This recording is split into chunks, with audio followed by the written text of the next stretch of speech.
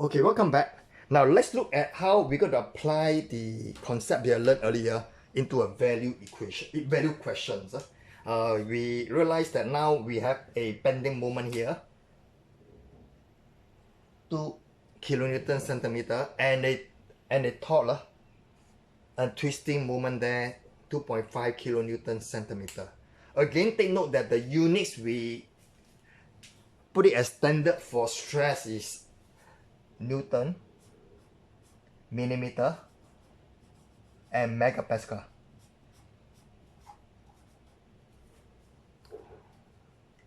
So first we do the easy one first, we do bending moment.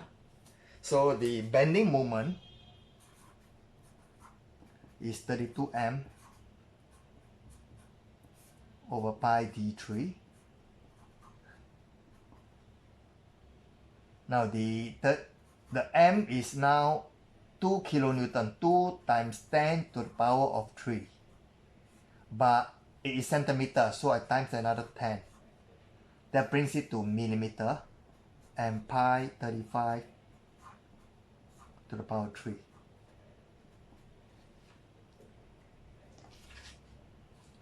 That will give me 4.75 megapascal. Now how about the shear stress? Shear stress, the equation is similarly, we have done that before, is 16 T over pi d3. That will be 16. The torque is 2.5 kilonewton, so I multiply by 10 to the power 3. And then I need to multiply by another 10. So I 10, because I realized that the video could not catch the other end.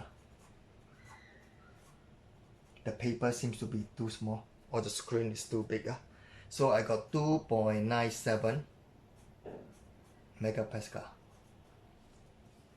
So remember, the 10 here is meant for converting centimeter to millimeter. And now let's put all this value into the element. So element A,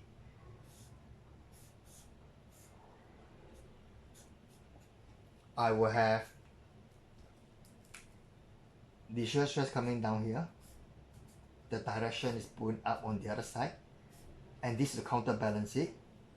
And the shear stress we have is 2.97. And then we have a tension on top for sigma B.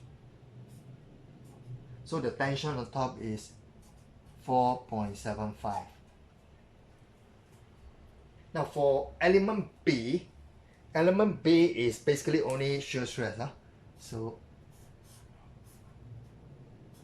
SB, and the shear stress, similar direction as the element A. In fact, it's the same direction for all around the shaft.